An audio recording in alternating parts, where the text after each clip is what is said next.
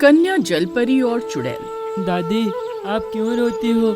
मुझे थोड़ा सा बड़ा हो जाने दो, फिर देखना मैं खुद नाव चलाऊंगा और यात्रियों को यात्रा करवाकर बहुत सारे पैसे कमाऊंगा और बहुत बड़ा नाविक बनूंगा।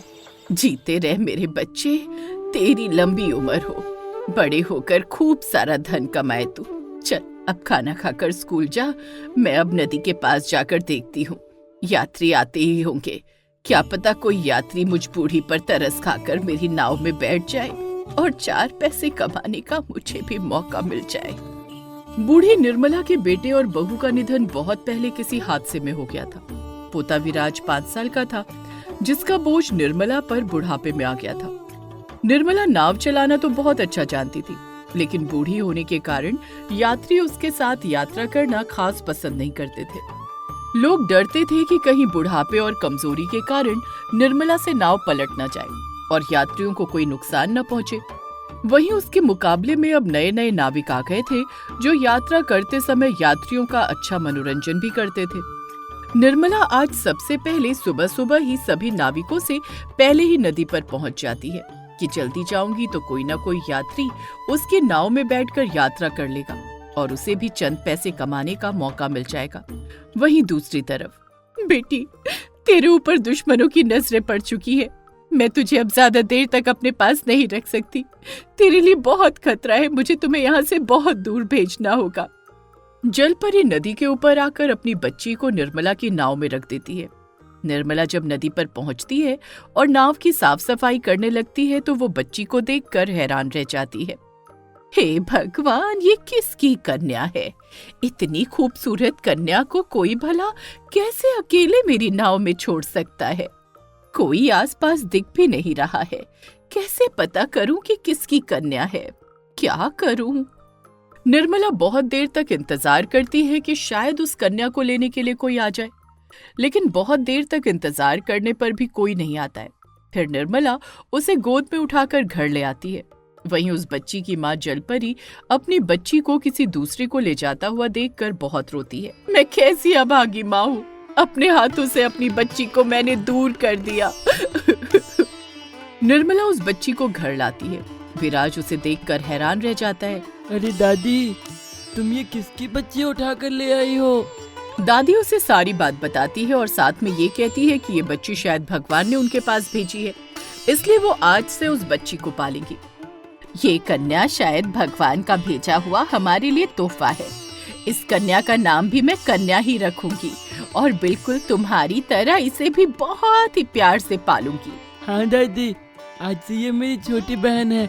जब ये बड़ी हो जाएगी तो मेरे साथ स्कूल जाएगी। निर्मला ने गांव में सबसे ये बताया कि उसने एक बच्ची को गोद लिया है। फिर ऐसे ही दिन बीतते गए। निर्मला उस बच्ची को विराज की तरह ही प्यार देने लगी और विराज भी उसे अपनी छोटी बहन समझकर बहुत प्यार करता था। कन्या पूरे 5 साल की हो चुकी थी। फिर एक दिन की बात है, विराज और कन्या गांव के बच्चों के साथ खेल रहे थे कि तभी अचानक से विराज गिर जाता है और उसके सर में बहुत गहरी चोट आती है। सर से खून बहने लगता है। ये देखकर सारे बच्चे घबरा जाते हैं। अरे भैया, ये तुम्हें क्या हो गया? भैया, तुम्हारे सर से तो बहुत सारा खून बह रहा है। कन्या विराज के सर पर जैसे ही हाथ फेरती है, उसकी चोट एकदम से खत्म हो जाती है और बेहोश विराज एकदम ठीक होकर खड़ा हो जाता है। ये सब देखकर सारे गांव वाले हैरान रह जाते हैं। अरे वाह, ये कोई मामूली बच्ची नहीं है, ये बहुत ही चमत्कारी बच्ची है। इसका हाथ लगते ही विराज एकदम ठीक हो गया। नहीं नहीं, मेरी पोती कोई चमत्कारी नहीं है। तुम लोगों को वहम हो रहा है। कन्या, विराज, चलो घर चलो। आज जो कुछ भी हुआ था उसे देखकर निर्मला बहुत चिंता में आ गई थी। वो जान गई थी कि कन्या कोई मामूली बच्ची नहीं है, वो जरूर कोई चमत्कारी बच्ची है। वो डर गई थी कि चमत्कारी होने के कारण अब उस पर दुनिया की बुरी नजर हो सकती है। फिर एक दिन गांव में ही एक बच्चे को बहुत भयंकर नाग काट लेता है। उस समय भी गांव वाले कन्या को बुलाने की जिद करते हैं और कहते हैं कि कन्या ही उस बच्चे को ठीक कर सकती है। और ठीक वैसा ही हुआ। कन्या ने वहां हाथ लगाया जहां उस लड़के को काटा था। हाथ लगाते ही जहर से नीला और बेहोश पड़ा हुआ बच्चा झट से ठीक हो जाता है और होश में आ जाता है। सारे गांव वाले कन्या की जय जयकार करते हैं और उसे पूजने लगते हैं। आप मेरी पोती को इस तरह ना पूजिए, वो कोई चमत्कारी नहीं है। चल कन्या, घर चल। इस बात की खबर हवा की तरह आस पड़ोस के सभी गांव में फैल जाती है और जब ये बात चुड़ैल को पता चलती है, अरे वाह, जिस लड़की को मैं सालों से तलाश रही थी और जिसकी अमावस्या पर बलि चढ़ाकर मैं बहुत शक्तिशाली हो जाना चाहती थी, वो यहाँ इस बुढ़िया के घर में छुपी है। अब मेरे हाथ से कैसे बचेगी? वो चुड़ैल एक साधारण बूढ़ी औरत के रूप में निर्मला के घर में आती है और निर्मला से कहती है, बहन, मेरी पीठ का झुकाव मुझे जीने नहीं देता। मेरी कमर में बहुत दर्द रहता है। मैंने सुना है तुम्हारी पोती बहुत चमत्कारी है। क्या वो मेरी पीठ पर अपना हाथ फेर सकती है और मेरे झुकाव को ठीक कर सकती है? बस एक बार। नहीं बहन, शायद तुम्हें कोई गलत फहमी हो गई है। मेरी पोती चमत्कारी नहीं है। तुम जाओ यहाँ से। बहन, तरस खाओ मुझ बूढ़ी पर। बस एक बार की तो बात है। तुम्हारी पोती का हाथ लगते ही मेरी कमर ठीक हो जाएगी। कहा ना तुमसे, जाओ यहाँ से। दादी, तुम इन पर गुस्सा ना करो। बस एक बार की ही तो बात है। मैं एक बार इनकी पीठ पर हाथ फेर देती हूँ। ये अगर मेरी वजह से ठीक हो जाएंगे तो कितनी अच्छी बात होगी। भला करे बेटी तुम्हारा भगवान। कन्या जैसे उस चुड़ैल को साधारण औरत समझकर उसके पास आती है और उसकी कमर पर हाथ लगाती है, उसी समय वो साधारण औरत एक भयंकर चुड़ैल का रूप धारण कर लेती है और कन्या का हाथ पकड़कर उसे वहां से अपने साथ गायब कर देती है। ये सब देख निर्मला पागल हो जाती है और बहुत रोने लगती है। अरे अरे, कहाँ गई मेरी पोती कन्या? कहाँ गई विराज बेटा? विराज, कन्या को चुड़ैल ले गई। कन्या सारे गांव की चहेती थी। इस वजह से जब गांव वालों को पता चलता है कि कन्या को चुड़ैल उठाकर ले गई है तो सारे बहुत परेशान हो जाते हैं और कन्या को ढूंढने लगते हैं। विराज बेटा, मुझे लगता है अब मेरे सवालों का जवाब मुझे नदी पर ही मिलेगा, जहां मेरी नाव में कन्या मुझे मिली थी। तू चल बेटा मेरे साथ। निर्मला और उसका पोता विराज अपने सवालों का जवाब लेने के लिए नदी पर पहुंचते हैं। वहीं दूसरी तरफ कन्या की माँ को भी इस बात का आभास हो गया था कि उसकी बेटी के साथ कुछ गलत होने वाला है। वो उसी समय निर्मला और विराज के सामने आकर प्रकट होती है। कन्या मेरी बेटी है। वो कोई साधारण बच्ची नहीं है। वो एक जल परी की बेटी है। उसमें भी बहुत ही अद्भुत शक्तियां हैं। मेरी बच्ची पर बुरे लोगों की नजर पड़ गई थी, इसलिए मैंने उसे तुम्हारी नाव में छोड़ा ताकि वो तुम्हारे पास सुरक्षित रहे। लेकिन अब मुझे लगता है कि वो तुम्हारे पास भी सुरक्षित नहीं है। उसे एक भयानक चुड़ैल उठाकर ले गई है। इस समय वो कन्या को एक गुफा में लेकर गई है। वहां वो उसकी बलि देकर सबसे शक्तिशाली बनना चाहती है। जाओ, जल्दी से जाकर मेरी बच्ची को वहां से लाकर मुझे वापस कर दो, इससे पहले कोई अनहोनी हो जाए। मैं जानती थी मेरे सवालों के जवाब मुझे यहीं पर आकर मिलेंगे। मैं कन्या को कुछ नहीं होने दूंगी, फिर चाहे मुझे कुछ भी करना पड़े। वो चुड़ैल कन्या को एक गुफा में ले जाकर उसकी बलि चढ़ाने ही वाली थी कि तभी उसी समय निर्मला और उसका पोता विराज पूरे गांव वालों को लेकर वहां पहुंचते हैं। सभी गांव वालों के हाथ में मशाले देखकर चुड़ैल बहुत घबरा जाती है और कन्या को वहीं छोड़ देती है। कन्या को सुरक्षित देख सब बहुत खुश थे। फिर निर्मला कन्या को वापस उसकी माँ के पास पहुंचा देती है। कन्या को उसकी माँ के पास वापस छोड़ने सारा गांव निर्मला के साथ आता है। नहीं दादी, मैं आपको और भैया को छोड़कर नहीं जाऊंगी। आप ही मेरी दुनिया है, आप ही मेरा सब कुछ है। बहन, मैं तुमसे बहुत प्यार करता हूँ, लेकिन तुम्हारी सुरक्षा हम नहीं कर सकते क्योंकि हम साधारण लोग हैं। तुम्हें अपनी दुनिया में लौटना ही होगा। बेटी कन्या, मुझे इस बात का बहुत दुख है कि मैं तुम्हें अपने से दूर कर रही हूँ, लेकिन साथ में खुशी भी है कि तुम वहाँ पर यहाँ से ज्यादा सुरक्षित रहोगी। आ जाओ बेटी, मेरे पास आ जाओ। मैं तुम्हारे लिए बहुत तरसी हूँ। कन्या के अपनी दुनिया में वापस लौटने पर दादी विराज के साथ साथ पूरे गांव की आंखों से आंसुओं के झरने बह रहे थे। ठीक है माँ, मैं तभी तुम्हारे पास आऊंगी जब तुम मुझसे वादा करोगी कि जब मैं चाहूंगी तब मैं दादी भैया और सब गांव वालों से मिलने आ सकती हूँ। हाँ बिल्कुल, तुम जब चाहो तब इन लोगों से मिल सकती हो। बस ये नदी किनारे पर आकर एक बार तुम्हारा नाम पुकारेंगे तो तुम उसी समय इनसे मिल सकती हो, और जब तुम्हारा मन करेगा तुम उसी समय पृथ्वी लोक पर आकर इनसे मिल सकती हो।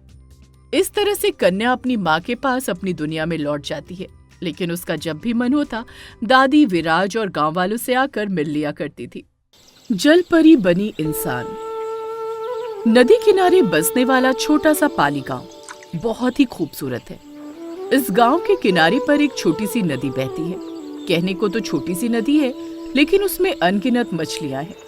गांव के सारे लोग मछुआरे हैं। इसी नदी पर उनका रोजगार निर्भर करता है। सारे गांव के आदमी मछलियां पकड़कर बेचने का काम करते हैं। इसी गांव में बिरजू नाम का एक बहुत ही दुष्ट आदमी और उसकी पत्नी रहते हैं। बिरजू ने अपने भाई और भाभी की मौत के बाद धोखे से उनके घर पर कब्जा कर लिया और भाई के बच्चों को उन्हीं के घर से बाहर निकाल दिया। भतीजी गंगा 14 साल की और भतीजा मुन्ना 8 साल का है। दोनों अनाथ बच्चे नदी के किनारे पर अपनी एक झोपड़ी लगाकर रहते हैं और अपनी गुजर बसर नारियल पानी बेचकर करते हैं। मुन्ना, चल मेरे भाई खाना खा ले, सांझ हो रही है। सभी मछुआरे मछलियाँ पकड़ने आते ही होंगे और मुझे भी जल्दी से नारियल पानी की रेडी लगानी है। क्या पता आज कोई 10 ग्राहक हमारा नारियल पानी ले ही ले। हाँ, बस खाने लगाऊं। पहले देख तो लो दीदी, आज मैंने और 4 रुपए अपनी गुल्लक में डाल दिए। देखना, जब मेरी गुल्लक भर जाएगी तो फिर हम अपना बड़ा सा घर खरीदेंगे और उसमें रहने लगेंगे। फिर हमें इस टूटी फूटी झोपड़ी में रहना नहीं पड़ेगा। ठीक है मुन्ना, चलो अब खाना खा लो।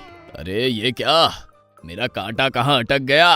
आज तक ऐसा नहीं हुआ कि मेरा कांटा कहीं अटका हो। बिरजू कांटा खींचने की बहुत कोशिश करता है, लेकिन उसका कांटा नदी से बाहर ही नहीं आता और कांटा नदी में ही टूट जाता है। अरे बिरजू भैया, अब क्या करोगे? तुम्हारा कांटा तो टूट गया। आज तो तुम्हें खाली हाथ घर लौटना पड़ेगा। हाँ भाई, आज मुझे खाली ही लौटना पड़ेगा। आज बिरजू खाली हाथ ही घर लौट आता है। वहीं गंगा सांझ के समय नदी पर नारियल का ठेला लगाती है और नारियल पानी बेचती थी। क्योंकि सांझ के समय ज्यादा मछुआरे मछली पकड़ने आते थे, उनमें से थोड़े बहुत मछुआरे नारियल पानी ले ही लेते थे, जिससे गंगा और उसके भाई का घर खर्च चल रहा था। उसी दिन की बात है, शाम होने वाली थी। सारे मछुआरे मछली पकड़कर अपने अपने घर चले गए थे। गंगा भी अपना ठेला बंद कर रही थी कि तभी मुन्ना की बॉल उसके हाथ से गिर जाती है। बॉल लुढ़कते लुढ़कते नदी के किनारे आ जाती है। जब मुन्ना बॉल के पीछे आता है तो वो देखता है कि एक बड़ी सी मछली जख्मी हालत में पड़ी है, जिसकी पूंछ में कांटा लग गया है। कांटा गहरा चुभने की वजह से वो पानी में तैर नहीं पा रही थी। वो बहुत जख्मी, खून से लथपथ थी। जब मुन्ना देखता है कि वो आधी औरत और आधी मछली है तो वो देखकर हैरान रह जाता है। घबराकर वो अपनी बहन को बुलाता है। अरे, देखने से तो पता चलता है कि एक जल परी है, लेकिन बेचारी ये तो बहुत जख्मी है। मालूम पड़ता है किसी मछुआरे ने इस पर अपना तेज धारदार कांटा फेंका है और वो कांटा इसकी पूंछ में बुरी तरह चुभ गया है, इसीलिए बेचारी इतनी जख्मी है। दीदी, मुझे लगता है हमें इसकी मदद करनी चाहिए। ये बेचारी कितनी घायल अवस्था में पड़ी है। हमें इसका कांटा निकालकर इसके जख्मों पर मरहम पट्टी करनी चाहिए।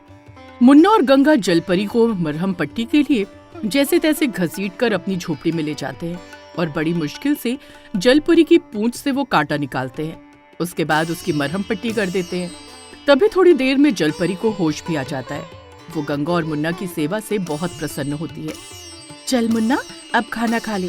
इस जलपरी की मरहम पट्टी हो गई है, अब ये धीरे धीरे ठीक होने लगेगी। हाँ दीदी, पहला निवाला माँ को खिलाओ, उसके बाद हम खाएंगे।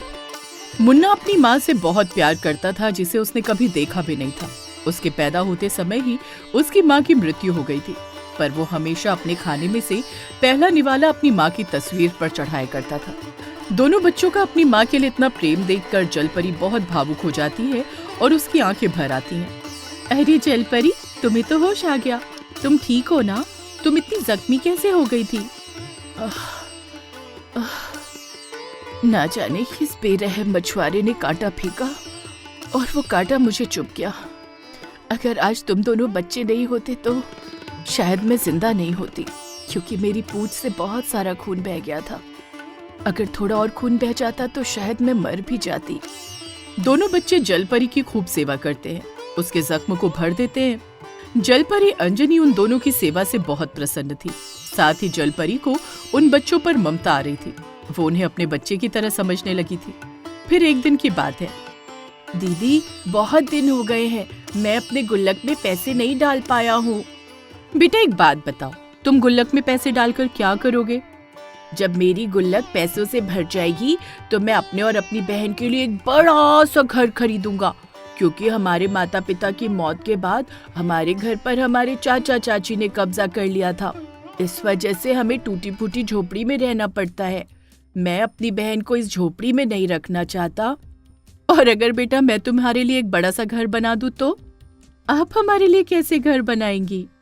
क्योंकि मैं एक चमत्कारी, इच्छाधारी और शक्तिशाली जल परी हूँ।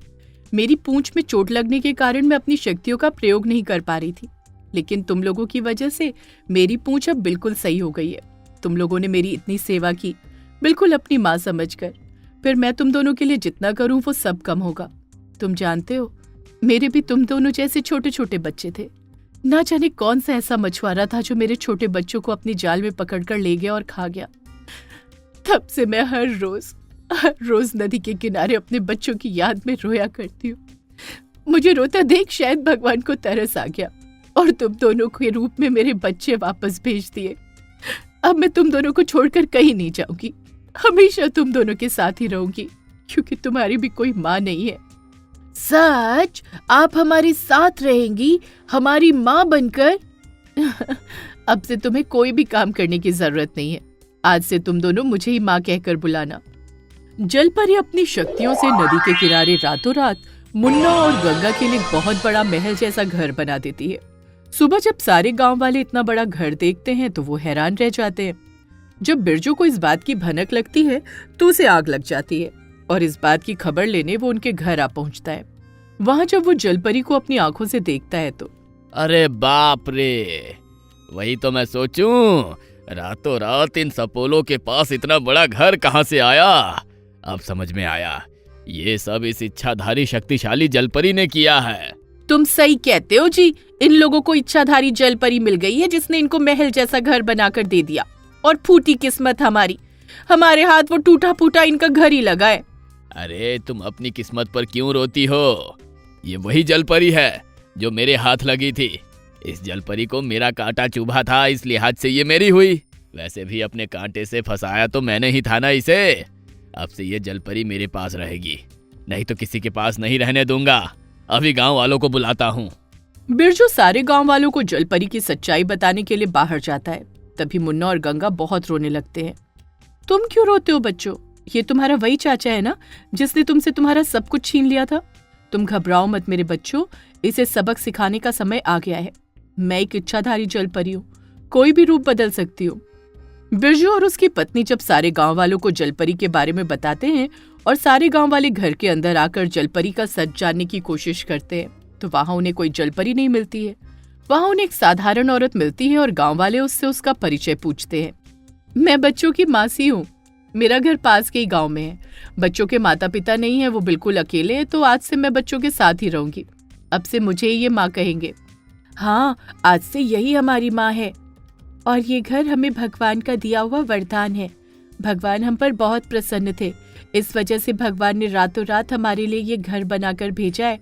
ये झूठ बोल रहे हैं। अरे ये सब मिले हुए हैं। भगवान कैसे एक ही रात में इन पे मेहरबान हो सकते हैं? ये एक इच्छाधारी जलपरी है, कोई भी रूप बदल सकती है। ये सब हमें बेवकूफ बना रहे हैं। आप सब मेरे चाचा चाची की बात को ना सुनिए। आप सब तो जानते ही हैं ये कितने दुष्ट हैं। इन्होंने हमारे साथ कितना गलत किया, ये सब आपसे छुपा नहीं है। किस तरह हम छोटे छोटे बच्चों को हमारे ही घर से बाहर निकालकर हमारे घर पर कब्जा कर लिया। आज फिर से ये दोनों वही कर रहे हैं। ये बात तो सही है बिरजू, तुमने गलत तो किया है बच्चों के साथ, और आज उनके खिलाफ भड़काकर उन्हें फिर से बेसहारा कर देना चाहते हो। इस बात के लिए तुम्हें माफ नहीं किया जाएगा। जब सारे गांव वाले गंगा और मुन्ना की बात सुनते हैं तो बिरजू और उसकी पत्नी पर बहुत गुस्सा करते हैं और उसे झूठ बोलने पर बहुत बुरा भला कहते हैं। उसकी खूब बेइज्जती करते हैं, साथ ही उसे बच्चों से दूर रहने के लिए कहते हैं। अब से दुनिया की नजरों में अंजलि जलपरी एक साधारण औरत और बच्चों की मौसी थी। वहीं घर के अंदर वो गंगा और मुन्ना के लिए उनकी किसी माँ से कम नहीं थी, जो अपनी शक्तियों का प्रयोग करके उन्हें समय समय पर जरूरत के मुताबिक हर एक चीज लाकर देती थी। यदि आप ऐसी कहानियां और देखना चाहते हैं तो हमारे चैनल को सब्सक्राइब करें और बेल आइकन पर क्लिक करें ताकि हमारी सारी नई वीडियोस आप सबसे पहले देख सकें।